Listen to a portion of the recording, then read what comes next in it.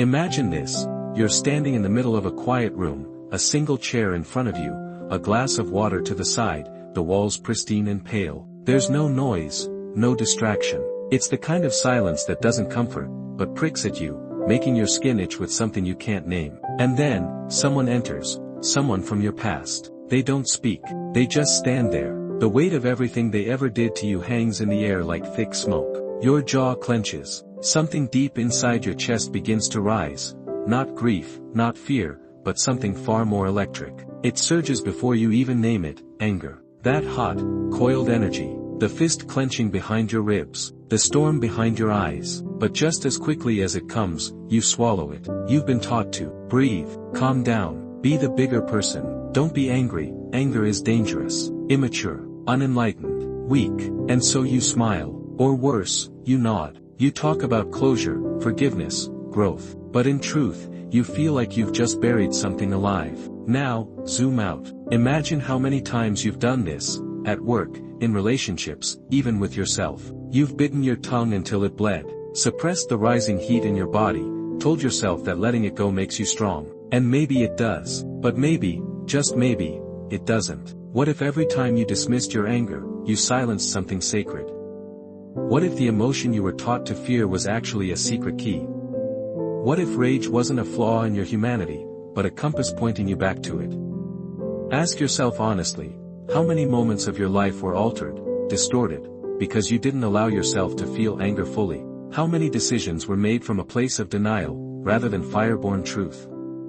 How much of your so-called healing has been nothing but intellectual rationalization wrapped around spiritual avoidance? Anger, you've been told, is primitive, animalistic, a lower vibration. But consider this. What if anger isn't beneath your higher self, but the doorway to it? What if it's not a malfunction, but a messenger? Here lies the great paradox. The very emotion most associated with destruction might be your most potent tool for creation. Anger is wild, yes, but so is transformation. Fire consumes, but it also purifies. Volcanoes destroy, but from their molten core, entire islands are born. So why do we fear it? Why have we been trained to distrust this visceral, sacred force? Why does a society that thrives on control, conformity, and silence always paint anger as the villain? And deeper still, why are we so uncomfortable with our own fury? Could it be that we sense its power too deeply, that it threatens the version of ourselves we were taught to protect? The compliant self, the quiet self, the acceptable self, the one who doesn't make too much noise, the one who survives by shrinking. But who are you, really, without that mask?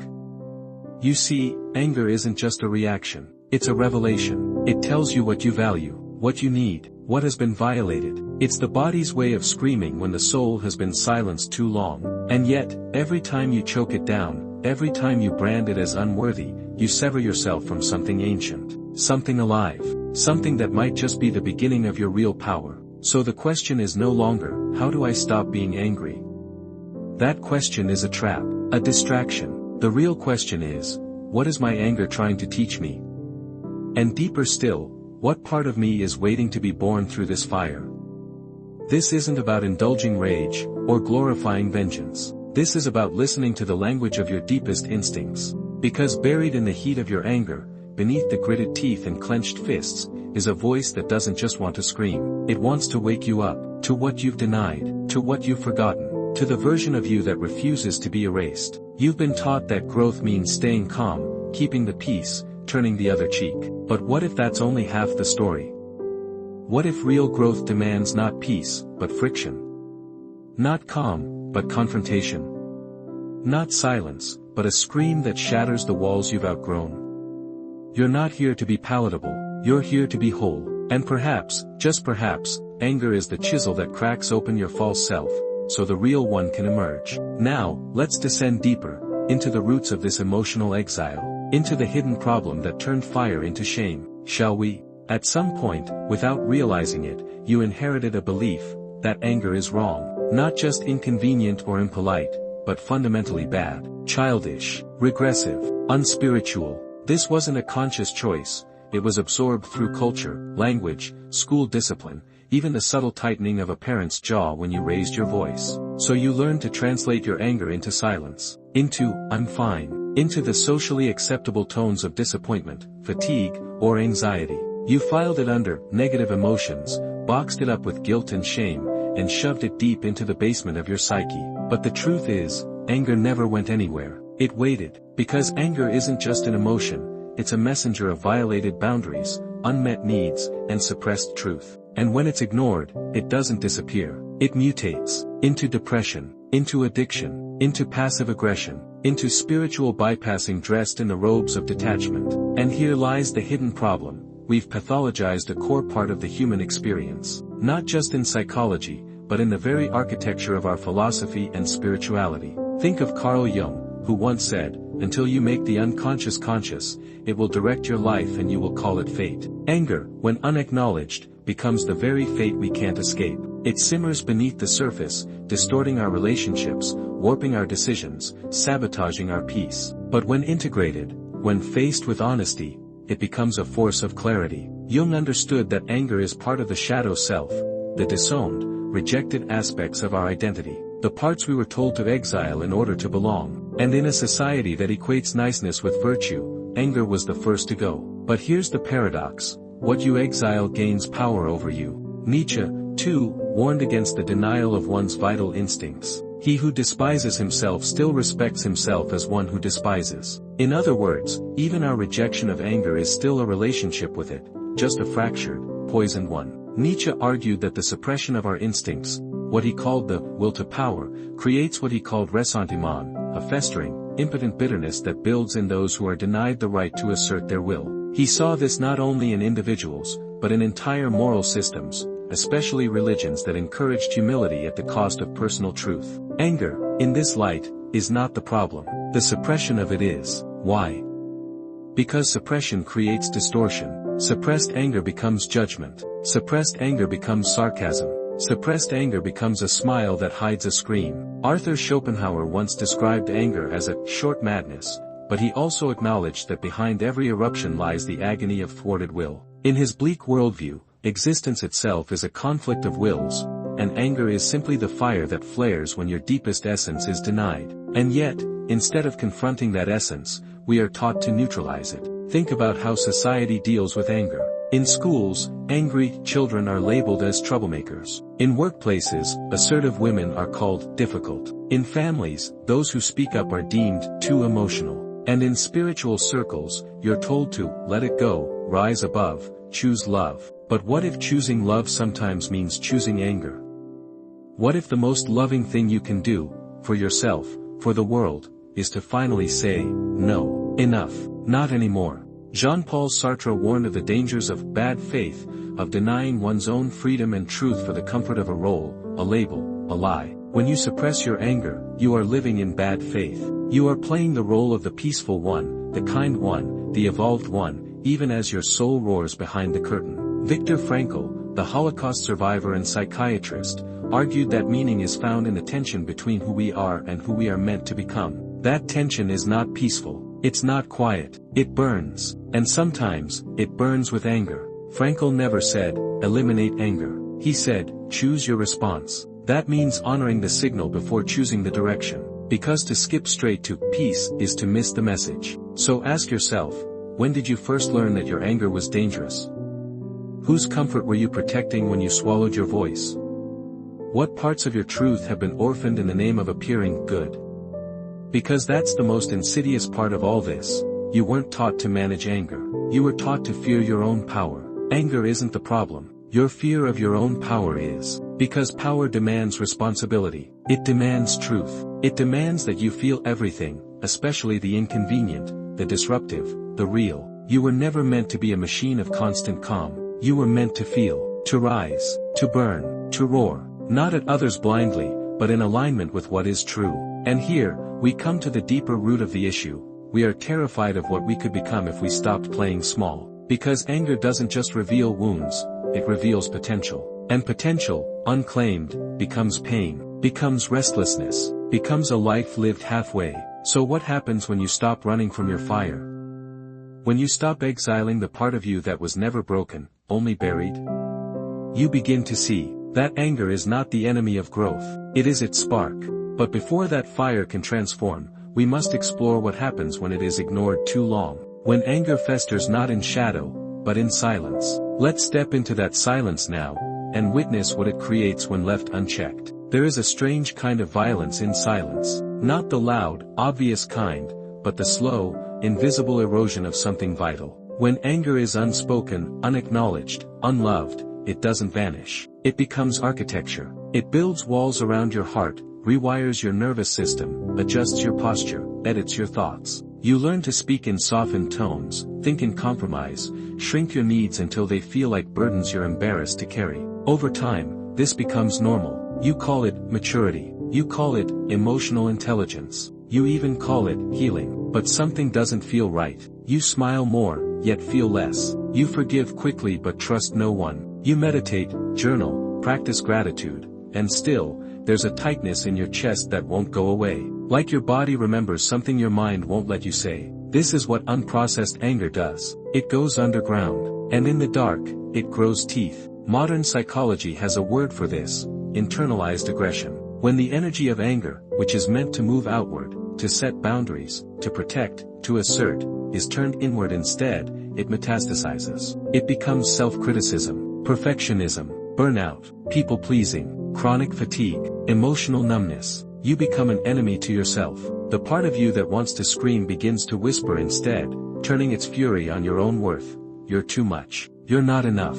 You should have known better. You don't deserve more than this. You think this voice is your inner critic. But it's not. It's the ghost of every moment you silenced yourself. Every time you said yes when you meant no. Every time you tolerated what broke you just to be liked, accepted, kept. Anger was your original defender. But when you betrayed it, it didn't vanish. It became resentment. And resentment, as the French philosopher Albert Camus once hinted, is the quiet rot of the soul. It's the ache of a person who stayed too long in places that kept them small. It's the sediment of swallowed truths. And it doesn't just weigh you down, it warps your lens. You start to see the world not as it is, but through the film of your unspoken fury. You trust less. You hope less. You laugh with a filter on, because joy feels unearned when you're still bleeding from invisible wounds. Now zoom out. This isn't just personal, it's cultural. Entire systems are built on this suppression. Think about how society rewards the calm, compliant worker, the agreeable partner, the passive citizen. We are shaped to believe that anger is a threat to order, to stability,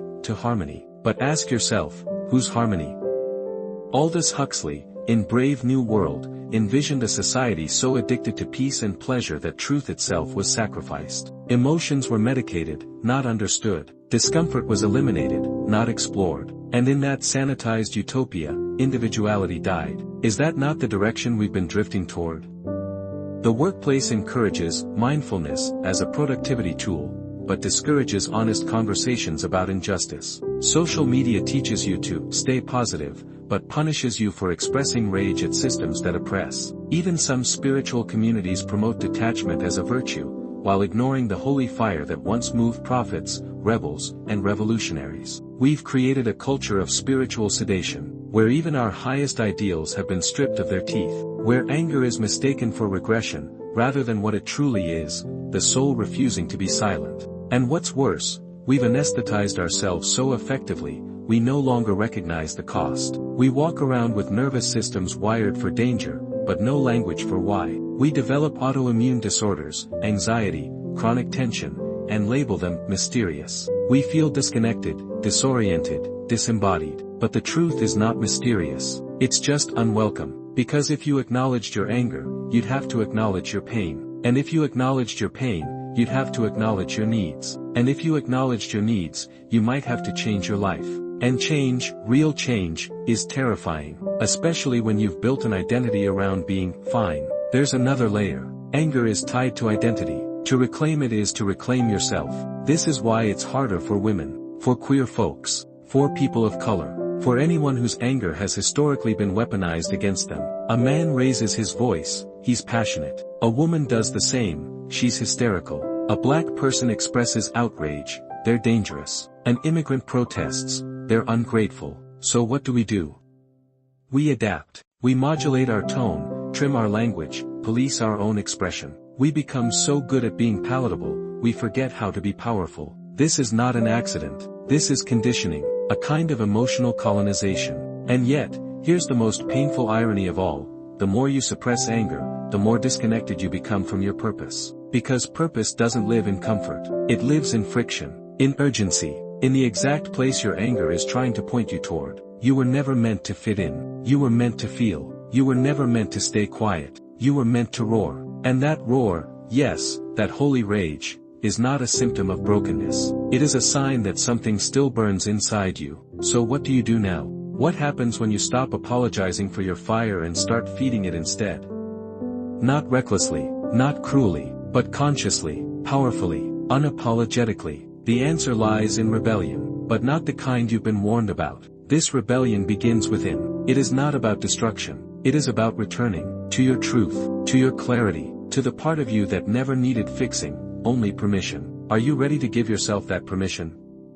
Then step into the fire. The rebellion doesn't start with a riot. It starts with a whisper, one you've spent years ignoring. It says, no more. No more minimizing. No more accommodating. No more betraying your truth to maintain someone else's comfort. At first, it's almost imperceptible. A flicker. A pause before the automatic, sure. A tightening in your throat when someone crosses a line. A weariness that suddenly demands rest, not negotiation. You've spent so long pretending not to notice this internal resistance that you forgot it could mean something sacred. But this is where the rebellion begins. It is not loud. It is not violent. It is sacred reclamation. You don't need to scream to be in revolt. Sometimes rebellion looks like finally saying, I don't agree. Like walking away without explaining. Like crying in public without apologizing. Like not replying to a message because your body said no. Rebellion, at its core, is about choosing your alignment over approval. Historically, anger has always been the fuel of liberation. Rosa Parks didn't just sit down because she was tired. James Baldwin didn't write because he was calm.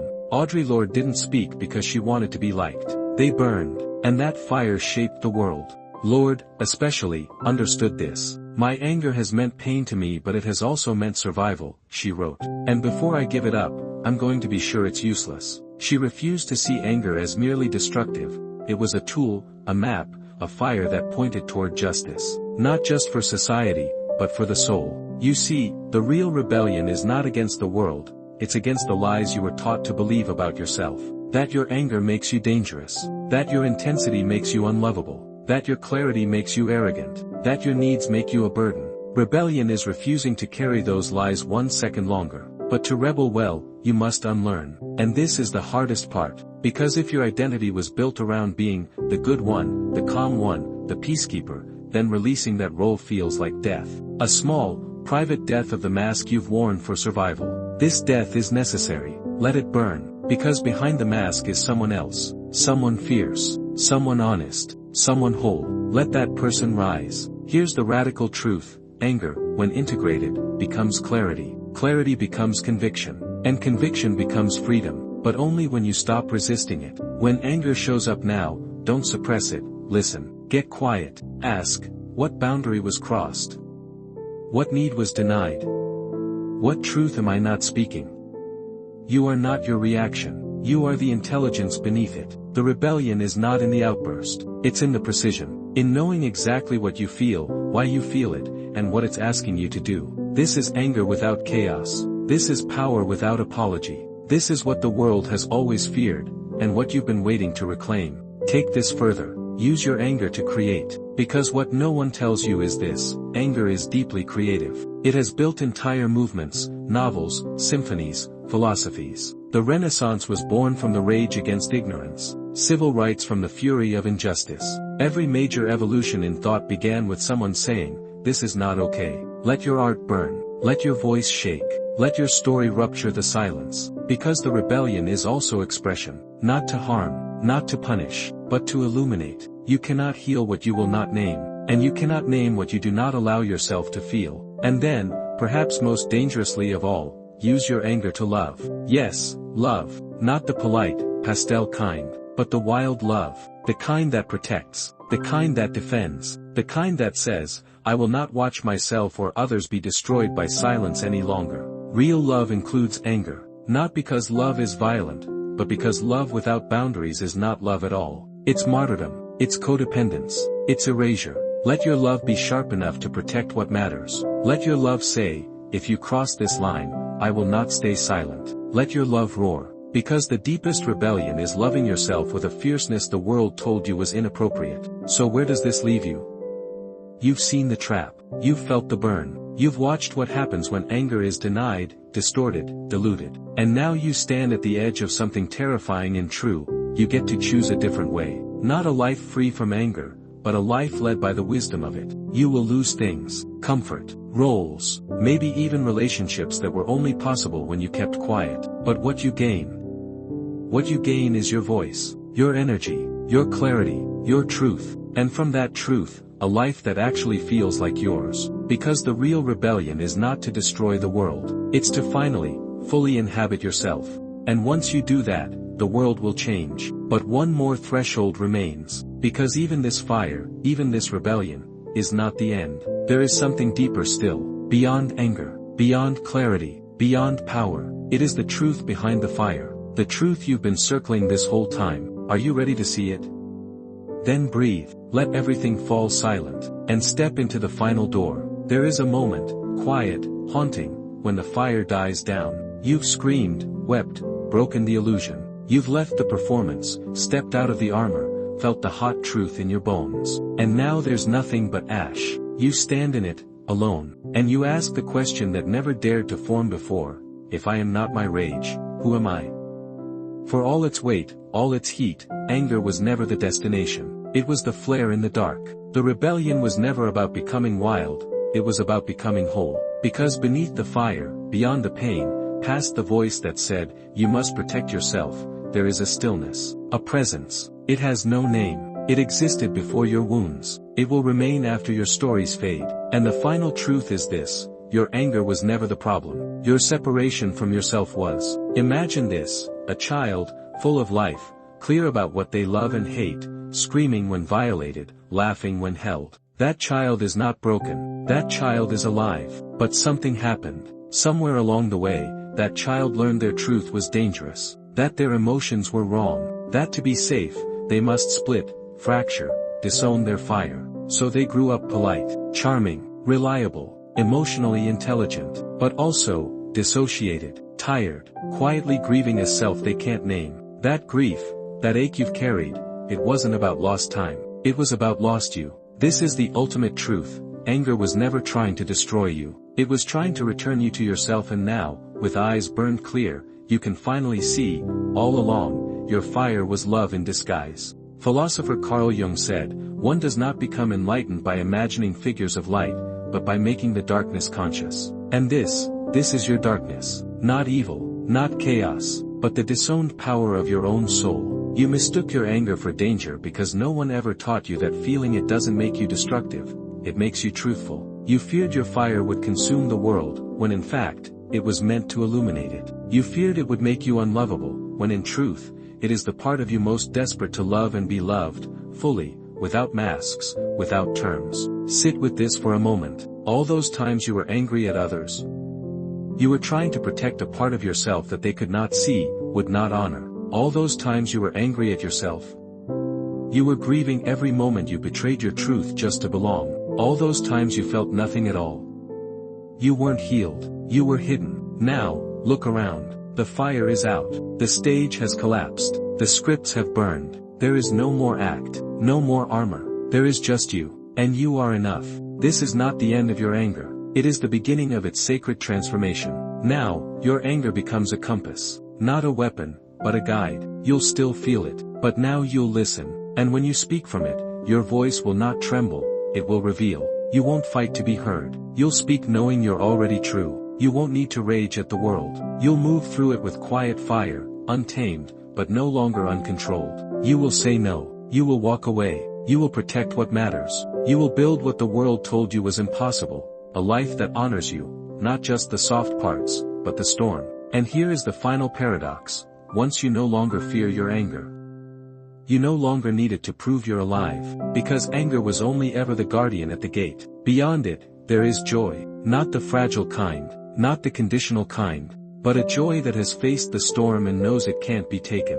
The joy of being whole, of no longer apologizing for your truth, of knowing that peace is not the absence of conflict, but the presence of self. This is your new power. It doesn't shake rooms, it anchors them. It doesn't seek attention, it radiates from within. It doesn't burn others, it warms everything around it. And it began the moment you stopped treating your anger like a curse, and started listening to it like a calling. So now the final question is not, how do I get rid of my anger? The question is, what is my anger here to protect? What beauty in me is so sacred, it called forth fire to defend it? What life waits for me on the other side of this fight? You are not here to live a polite life, you are here to live an honest one, a fierce one, a free one. Let your anger finish its journey, let it do what it came to do, let it take you home, to your body, to your voice, to your deepest yes. Because only when you embrace your fire, fully, tenderly, without shame, do you finally become whole, and that is the most powerful revolution of all.